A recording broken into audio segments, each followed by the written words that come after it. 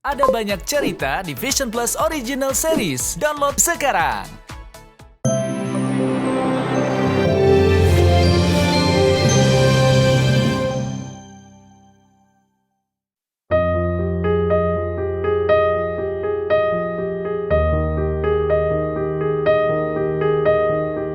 Satu lagi keluarga selebriti Indonesia yang berduka. Kemarin pagi pukul 8.30 waktu Indonesia Barat, Nyonya Albertine Supit, ibunda penyanyi Vina Panduwinata, meninggal dunia di usia 93 tahun akibat komplikasi penyakit yang dideritanya. 2 minggu terakhir, kondisi Nyonya Albertine memang terus menurun hingga bolak-balik menjalani perawatan di rumah sakit.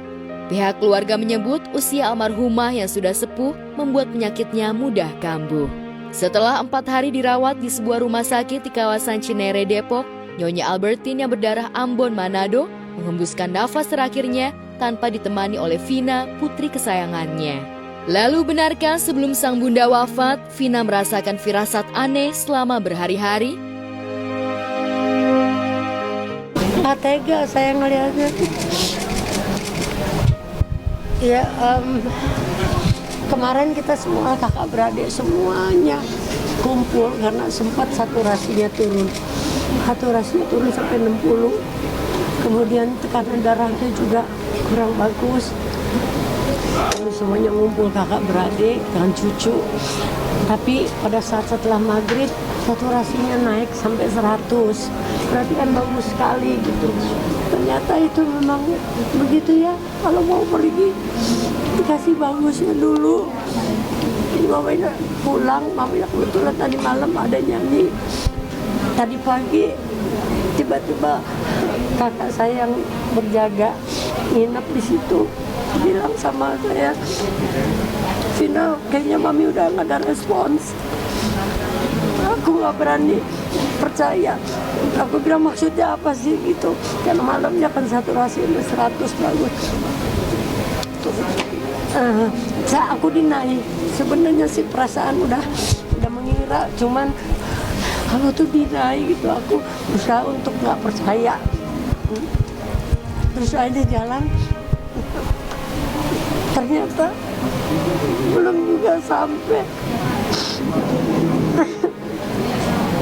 Maminya belum sampai rumah sakit, maminya udah pergi.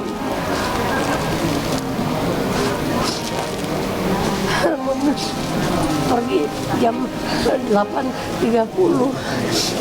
Maminya masih di perjalanan.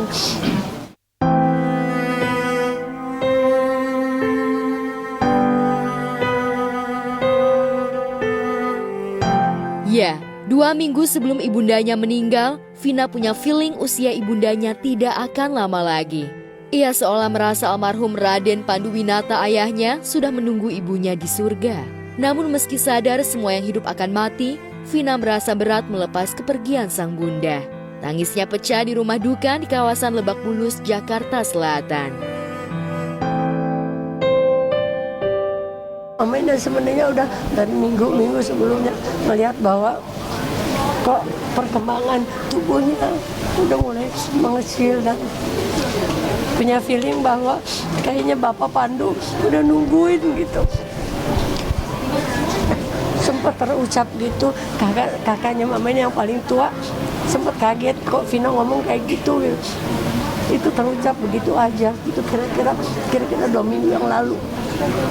Dan ternyata emang benar gitu.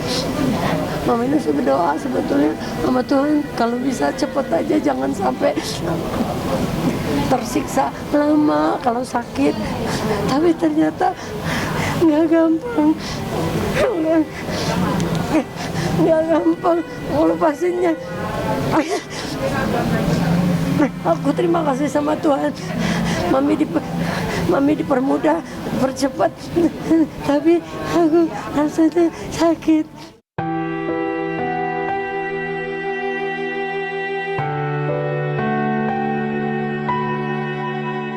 Yang saya dengar memang beberapa waktu terakhir ini memang sakit-sakitan di ya karena usia ya. Jadi pada hari-hari ini ya ketika beliau ketika saya mendengar beritanya beliau sudah tidak ada, ya kita hanya mendoakan yang terbaik untuk beliau. Usai disolatkan, jenazah Albertine Supit dibawa ke pemakaman keluarga di Batu Tapak, Bogor. Air mata penyanyi yang akrab disapa Mama Ina itu kembali berlinang saat melihat jenazah wanita yang telah melahirkannya ke dunia diturunkan ke liang lahat.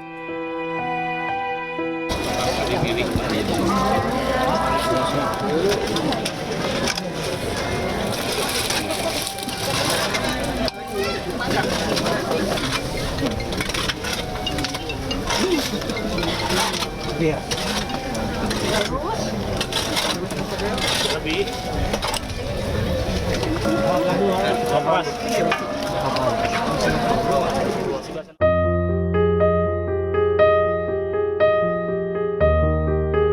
Kini, si burung camar sudah yatim piatu. Meski terpukul, Vina bersyukur karena ibunya diberi umur panjang oleh Yang Maha Memberi. Vina juga lega karena dirinya sudah menghajikan ibundanya. Bagi Vina, jasad ibundanya boleh pergi ke alam barzah, tapi jiwa ibundanya akan tetap hidup di hatinya selamanya.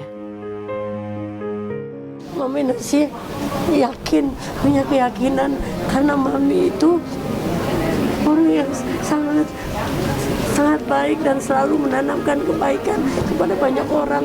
Salah satunya adalah setiap ada undangan, Mami itu selalu 99% beliau itu selalu menjalani undangan tersebut. Kemudian selalu menanamkan kebaikan sama banyak orang. Mami yakin bahwa Tuhan sangat sayang sama Mami. Semoga Mami diberikan tempat di surganya. Orangnya sangat ramah, ceriwis gitu juga. Ya baik sekali dan kalau ketemu juga yang sangat hangat gitu orangnya. Saya suka makan gratis di rumah beliau dulu.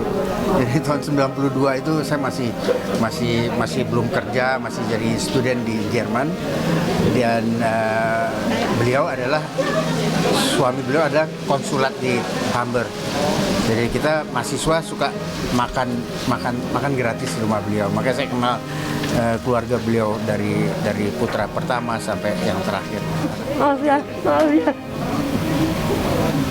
Doain ya, mudah-mudahan Mami mendapatkan tempat yang terbaik di sisi Allah Subhanahu wa Ta'ala. Terima kasih kalian udah datang ke sini. Saya atas keluarga besar Musika Studio turut berduka cita dalam-dalamnya atas berpulangnya ibunda tercinta dari Vina, yang Vina merupakan salah satu sahabat saya yang dekat. Sekali lagi dari hati yang paling dalam saya mengucapkan turut belasungkawa sedalam-dalamnya.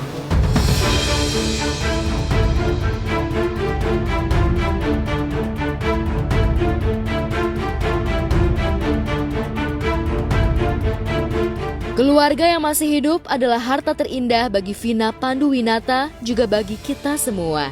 Tapi tak semua orang mensyukuri anugerah keluarga kandung yang telah diberikan oleh Tuhan. Salah satunya adalah aktor Rezky Aditya. Suami Citra Kirana itu bahkan dituding menolak darah dagingnya sendiri. Faktanya, sejak Weni Aryani, mantan kekasihnya, memberi pengakuan mengejutkan ke hadapan publik bahwa dirinya punya anak biologis bersama Rezky, aktor bernama asli Rezky Aditya Drajat Moko itu tak mau mengakuinya. Rezky bahkan bersyukur saat gugatan hak asal-usul anak yang diajukan Weni ke Pengadilan Negeri Tangerang tak dikabulkan oleh majelis hakim. Tapi siapa sangka, setelah mengajukan banding ke Pengadilan Tinggi Banten, gugatan Weni dikabulkan. Pengadilan Tinggi akhirnya mensahkan bahwa anak perempuan Weni yang kini berusia 9 tahun adalah sah anak biologis Rezky. Petitum kedua gugatan si penggugat atau si pembanding akhirnya beralasan untuk dikabulkan oleh Pengadilan Tinggi Banten. Sedangkan perbuatan tergugat atau terbanding harus dinyatakan telah melakukan onrehmatisdat atau perbuatan melawan hukum, PMH. Tangan ini sekali lagi terima kasih kepada Allah Subhanahu wa Ta'ala. Terima kasih kepada doa orang tua yang selalu menyertai dan apresiasi sekali lagi setinggi-tingginya kepada Majelis Hakim Pengadilan Tinggi Banten yang sudah mengkedepankan hak anak-anak kami, hak anak. Sebagai orang yang awam hukum, saya cuma berpikiran perbuatan saya ini kan dilakukan oleh 2 orang. Kenapa satu pihak wanita disalahkan? Kemana tanggung jawab laki-lakinya? Dua pihak ini harus menyatukan pikiran pada anak. Walaupun mungkin di sebelah sana punya anak lagi, tapi harus diingat bahwa putusan ini juga sudah mendeklarasikan bahwa yang terjadi ini adalah suatu perbuatan melawan suatu perbuatan yang sudah tidak sesuai dengan norma.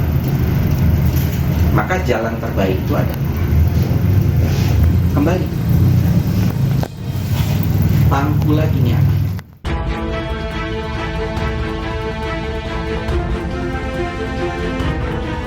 Menurut kuasa hukum Weni, Reski masih bisa mengajukan kasasi bila ia tetap tak mau mengakui Putri Weni sebagai anak kandungnya.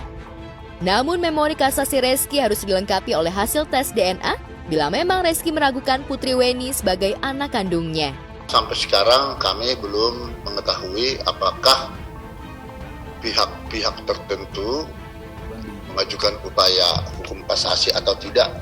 Karena ini perkara memang masih baru diputus 20 Mei yang lewat dan tentu diberi tenggang waktu ya, apakah pikir-pikir atau ini kan langkah kita menuju suatu pengadilan kan sebenarnya upaya hukum yang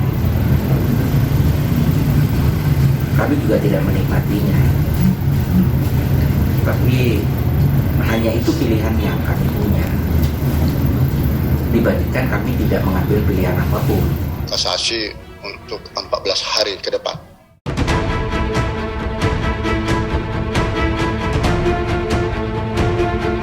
Jika Reski tak mengajukan kasasi, dalam arti menerima putusan banding itu, ia harus melakukan hak dan kewajibannya sebagai ayah kandung dari Putri Weni. Selain harus rela namanya tercantum di akta kelahiran putrinya, Reski juga harus menafkahi bocah perempuan tak berdosa meski ia lahir tanpa pernikahan kedua orang tuanya. Putusan Pengadilan Tinggi Banten atas anak kandung Reski membuat netizen auto teringat pada perseteruan panjang Reski versus Weni. Weni yang berpacaran dengan Reski pada tahun 2012 memang sempat menahan kesabaran ekstra lantaran Reski juga tak mengakui hubungan mereka di hadapan publik. Padahal pada 2013 saat ia melahirkan putrinya, Reski dan kedua orang tuanya yang baru saja pulang umroh sempat menjenguknya di rumah sakit. Menurut Weni, selama 2 tahun Reski masih memberikan perhatian kepada putrinya. Tapi saat Weni terlibat kasus penipuan yang membuatnya harus mendekam di penjara selama 2 tahun, Reski seolah sengaja menjauhi Weni dan putrinya yang saat itu sempat diasuh oleh ibunda Weni. Bisa jadi karena khawatir kasus hukum yang membelit ibu dari anaknya terblow up ke hadapan media, Reski berusaha membungkam Weni dengan berbagai cara. Ada masalah di pekerjaan saya gitu kan, masalah internal bisnis lah, sehingga itu yang membuat kita jauh. Saya tambahkan boleh? Boleh. Jangan pernah menganggap bahwa ketika seseorang laki-laki itu diminta pertanggungjawaban terhadap anaknya, lalu dia berbalik berpikir bahwa anak ini adalah sebagai suatu aib bagi dia. Nah, itu yang hanya alasan itu yang membuat aku habis-habisan di sini. Karena dari awal kasus ini pakai hati nurani, gitu kan? Yang kita bicarakan ini bukan saya nggak mau kok ketemu Reski juga gitu. Tapi kan ada anak yang menanyakan siapa ayahnya, pakai hati nurani. Tapi tidak ada hati nurani di sini dari pihak sana.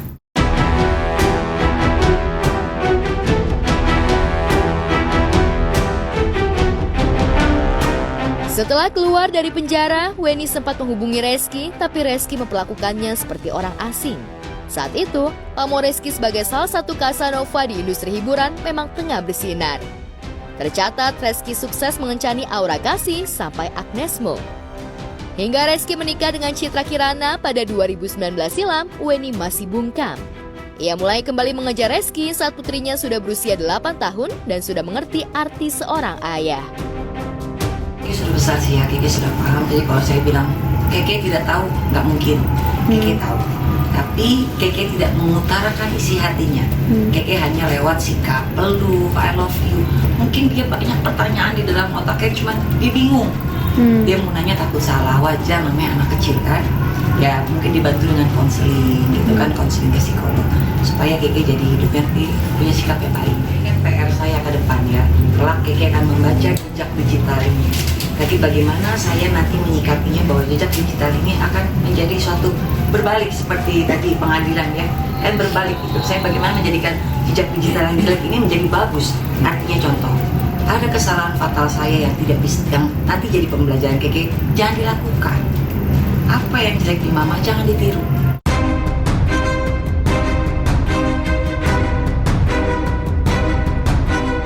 Hanya saja upayanya mendapatkan pengakuan dari Reski sempat menemui jalan buntu. Bahkan Citra Kirana terkesan sangat percaya bahwa Weni hanya ingin pansos pada Reski.